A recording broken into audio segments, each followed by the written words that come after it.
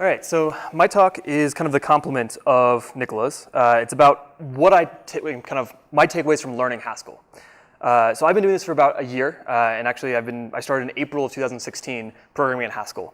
And my background's a little bit non-traditional. So a lot of people apparently share non-traditional backgrounds here, and it leads us all to functional programming in the end. But I have a degree in physics and came to computer science kind of through internships in school, but all of my experience was heavy in Perl, C, and Ruby with kind of a scattering of other languages, C++, Java, Python, kind of a touch of everything else. I started with Haskell in April of 2016 at Holland & Hart, which is a law firm here in Boulder, where we build the next generation of legal AI to kind of replace paralegals and attorney work. And then I also started teaching a new hire in April of this year. So I have a little bit of experience both being the person learning and the person teaching, going through all of this. So that we have my background out of the way, just so I kind of understand where everyone else is coming from. I'm wondering how many of you are either new to Haskell, want to learn Haskell, or basically just a beginner in functional programming. All right, so a lot of you. So this talk's going to be great for you because I'm going to start off opposite from everyone else and tell you the punchline right at the beginning. So this is how you learn Haskell. I think there are three kind of important takeaways of how to get into learning anything complex, but Haskell especially. So the first one's with practice, and that's twofold. So one is jump straight into the deep end. Chris talked about in his keynote, go find some source code, learn how it works. Go actually work on complex code. It's going to be hard, and I'm not going to tell you it's easy because it will not be easy. It's going to be difficult. You're going to flounder for a while, but it's the easiest way to kind of get exposed to complex ideas. And the second one is build something from scratch. Don't have examples to kind of pull from. Write from your own code, type it all by yourself, no copy and pasting, but write your own project. The second one is actually teaching, and that seems counterintuitive to a lot of people, but you want to be able to explain ideas. And if someone else is coming from no background and you want to explain what a monad is, you have to know what a monad is to explain it to them so that they can share that knowledge with someone else. And the best way to cement your knowledge is actually by teaching other people. And the third way is through reading. So there is tons of literature with Haskell, and that comes in a lot of different forms. There's online tutorials and blog posts. There's comics, as you can see here. There's Stack Overflow, and tons of academic papers. Kind of expose yourself to Haskell at all levels and go through and see what you can get out of all the different levels of literature that exists. So to kind of give context to my journey and how I came to this conclusion, I'm going to show you basically where I started and kind of how we progressed through Haskell up to about April of this year. So here's the initial tech stack with Haskell that I started off with. And for a lot of you, if you have experience, you'll realize that a lot of this stuff is extremely complex. There are entire talks here at the conference that spend hours and hours on all these different things. So we mostly started with implicit semantic arrows, which is kind of something that my colleague invented that is Keuhlen arrows with a special contextual wrapper.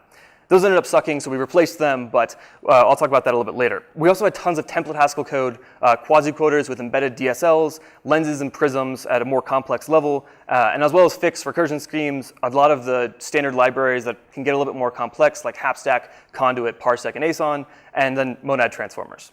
This is not a trivial stack in any language, but especially not when I had no background in Haskell whatsoever. So when I was starting out, I did exactly what I was saying before of how to learn. So I worked on existing applications and had to actually get things up and running right away, get prototypes for different attorneys that we were working with, and actually have meaningful, productive code within weeks, not years of learning Haskell. So that forced me to kind of understand exactly what was going on in the complex details of the code. But the other thing I did was I built 2 new projects from scratch in the context of my work.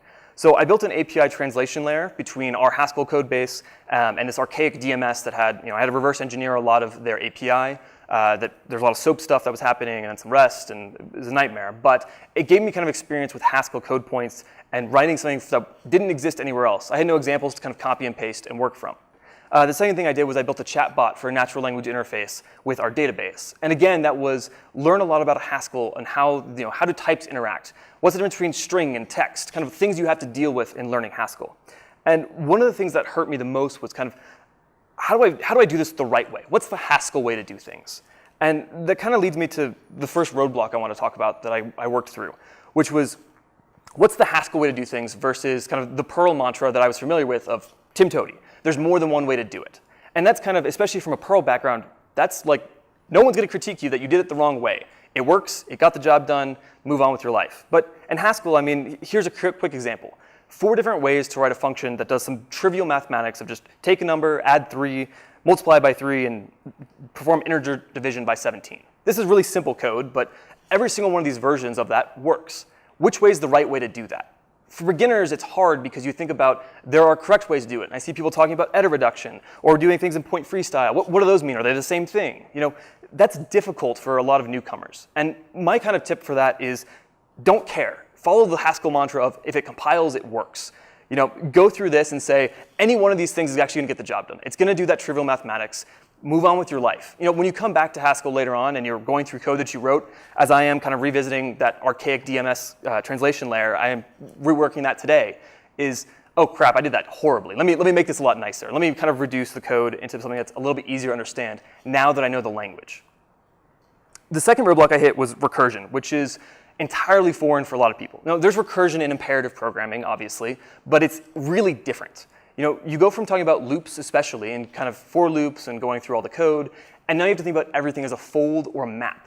And that's really different for most people, especially if you've never done any kind of functional work or the mathematics behind that, then it's different. And it's great because there's no more off by 1 errors, but you have to kind of, you know, massage your thinking into a new way of doing things. Another part of that is when you get into more complex recursion in Haskell, like fix and catamorphisms and the idea of bottom. What does that mean? You know, many of you probably don't even know what that is, and I'm not going to touch on that because this is a 10-minute talk. But it's fairly complex, and it's a different idea because with fix and catamorphisms, you have this idea of implicit recursion. You never call the function that you wrote inside that function, so you don't see a normal recursive entry point. There's no idea of kind of you know, a base case that you would think about writing originally, but you have to have it in there anyways for the catamorphism to work. And this is really confusing for that purpose, but getting in there and working with those details kind of lets you figure out exactly how to apply all these things. So the second one is the idea that Haskell is not a language. Everyone can tell you otherwise, but Haskell is a dialect. If you go to GHG and ask for all the different language extensions, it'll tell you there are 227 options. Now, roughly half of those are turn off different flags or turn on different flags that are the same, but still, you know, what is that, 227 factorial different ways to write a Haskell program. And that's just talking about what the language is that GHG is going to use to compile your program.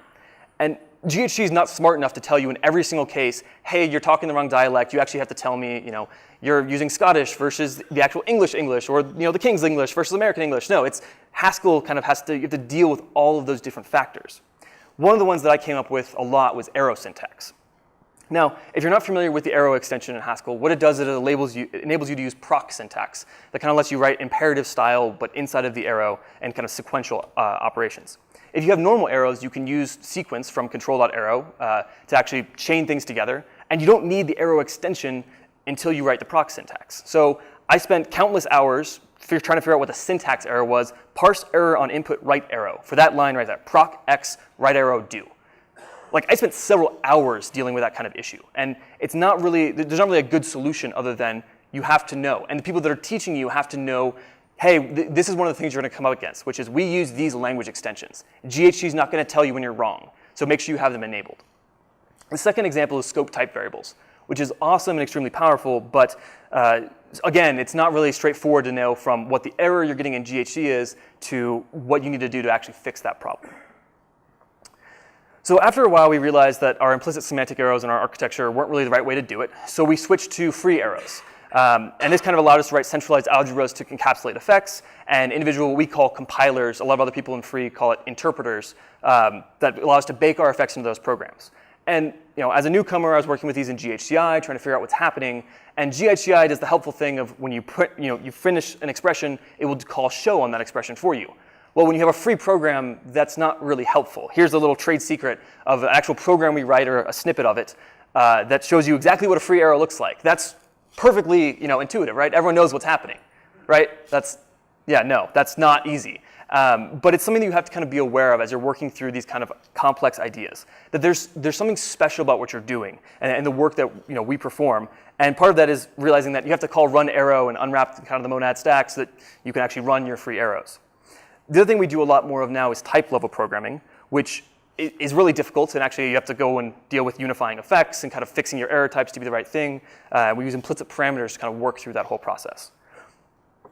So in April of this year, we hired one of my good friends who's actually had a similar non-traditional background coming from double E instead of computer science. And a few weeks into after starting, he found a significant flaw in our system.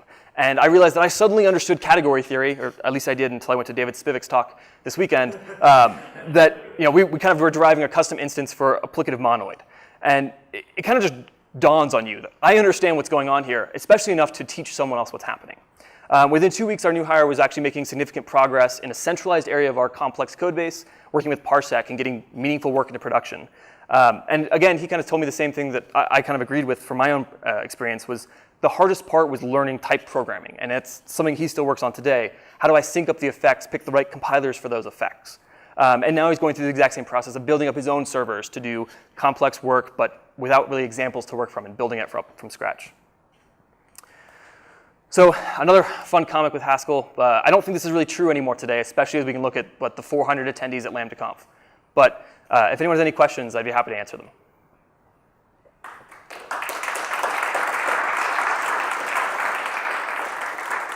Yeah. Do you have any suggestions of a good example of source code? So the question was if there are any good examples I know of for beginners to read. In all honesty, one of the ways that helped me the most, especially with the complex ideas, was to go to Stack Overflow, sort by kind of votes in the Haskell tag, and see what are the most upvoted things in Stack Overflow on that. And there's going to be code snippets in there, and they're going to talk about more complex ideas. And for me, that was honestly probably one of the best places to start. These are kind of simplified examples in the Q&A format to give you enough context so you know what's going on, but without having to dive into literature or a textbook. In terms of textbooks, I also found Learn Haskell to be a great guide through the language. But there's several others, School of Haskell, Chris Allen's book, the Haskell book is also great. So tons of different examples there. All right. Yeah. I find when I'm learning something new, I often have a hard time picking the balance of reading concepts versus just practice. I mean, concepts you can get lost, but if you just do practice exercises, you might not necessarily be gaining. You just be doing more than saying and doing non-ideal way. You have any tips on balancing those concerns? So I think for me especially, that was kind of one of the aspects of the best way to learn is also with a lot of reading. And you're not going to understand everything. Dive into some academic papers. You'll probably be lost within the first 30 words, and you won't know what's going on. Especially, I know I didn't. But by reading those things, you kind of get exposed to the jargon, to the terminology that you're going to be working with, and maybe some of the symbology that is a part of our language. Going through and actually doing a lot of that complex reading and just kind of maybe not understanding it, but internalizing it allows you when you come back later to know, oh, hey, it's that thing. I know exactly what's going on now because I read this paper a while ago. That paper suddenly makes sense, and I know how to solve my problem. That I find is a lot more common than a lot of people think. And even though you don't understand what's happening, just take some time to read and do deep diving into more complex things, then you even feel like you understand. Going in over your head teaches you how to swim in the best way. All right, well, thank you.